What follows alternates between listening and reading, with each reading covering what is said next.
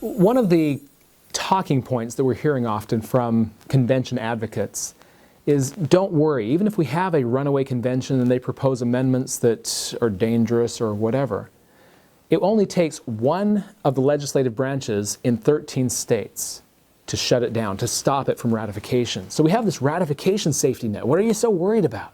You can't possibly have bad amendments ratified by 3/4 of the states. Of course, the first thing that comes to mind is we did get the 16th and 17th amendments through that. But in addition to that, there are really three possibilities of ratification. The one that's most talked about is that it comes back to the state legislatures.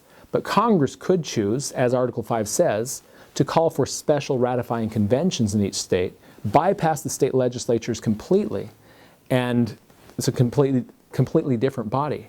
With the 21st Amendment, repealing prohibition, Congress chose to use the ratifying conventions route, and it's largely suspected that certain states like Utah, where the legislature was strongly against repealing prohibition, and yet despite that, the convention there did ratify the 21st Amendment. And it's suspected that's probably why Congress did this, was they felt it would have a more easy route through conventions than through state legislatures at that point.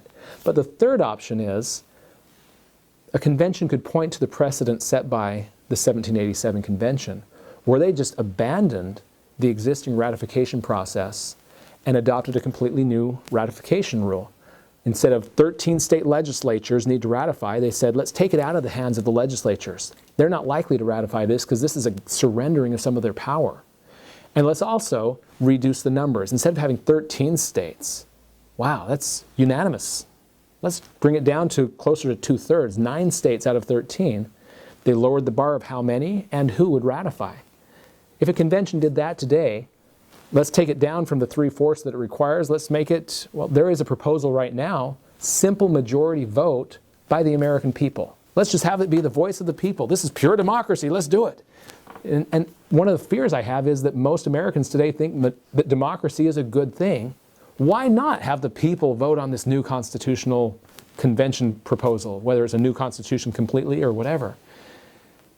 And with the American people voting on that, there's a lot of ignorance, a lot of listening to the media propaganda and whatever that could be swayed to vote for something that is a lot more Marx, a lot less Madison. I often look to the election of Barack Obama, not just by the Electoral College. He won by the majority vote of the people twice. If the majority of people can vote for someone who everyone should recognize is very socialist, very liberal, very anti-constitutional, what would they do with the Constitution? One of the biggest arguments that we keep hearing in this last legislative session was, okay, sure, the Article 5 convention is dangerous, but we have to do something. And therefore, let's do it anyway. And that was enough to get some legislators to vote for it who otherwise wouldn't. And so I think that one of the things we really need to focus on there is showing, yes, we have to do something. Let's not do the dangerous one. And showing them there is another solution. Don't just take away what they think is a solution. We need to always be there ready to show them a better solution. Showing them that we have the power of nullification, we have the power of education, and so on.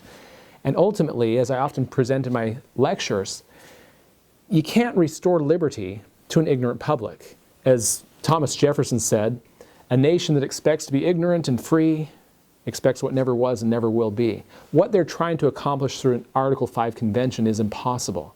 Preserve freedom while retaining our ignorance. When they say things like, we don't have enough time to educate the people, well, how much time does it take? They've been saying that for decades. We've had plenty of time to do this. We still have time if enough people step forward to re-educate and recommit to the Constitution. So we need to not just take away solutions, we need to be showing a better solution at the same time. Otherwise, they do revert back to, well, we have to do something, so let's move ahead anyway. I feel probably one of the most effective arguments against the Article 5 Convention is simply the precedent set by 1787. And that's something that, in all honesty, they can't refute. That what happened in 1787 clearly was a runaway convention. James Madison admitted it freely. If they want to take issue with Madison, that's an interesting challenge. But when they're presented with that, 1787 was called as a limited convention. And there's plenty of evidence to show that. But once it convened, it became an unlimited convention. These types of things are definitely strong arguments against the holding of a convention today. Other things that I feel would be good to focus on. Number one was how effective, or more likely non-effective, we felt the proposed amendments would be. The balanced budget amendment, for example.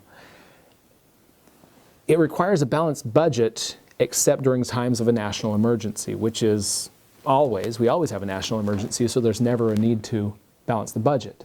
So showing that we're not going to accomplish anything even if we get these amendments proposed, and then also focusing on the danger of the convention itself, really undermines any hope that this is going to do any good.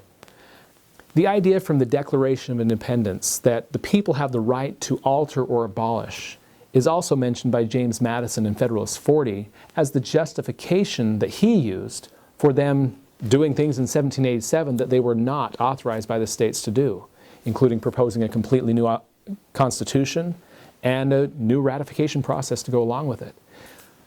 Citing this higher authority still exists today. And I think that that's a really strong argument. The state legislators recognize we could call for a convention and the people have this inherent right to alter or abolish their government. So absolutely, I think that's one of the most powerful arguments we can make.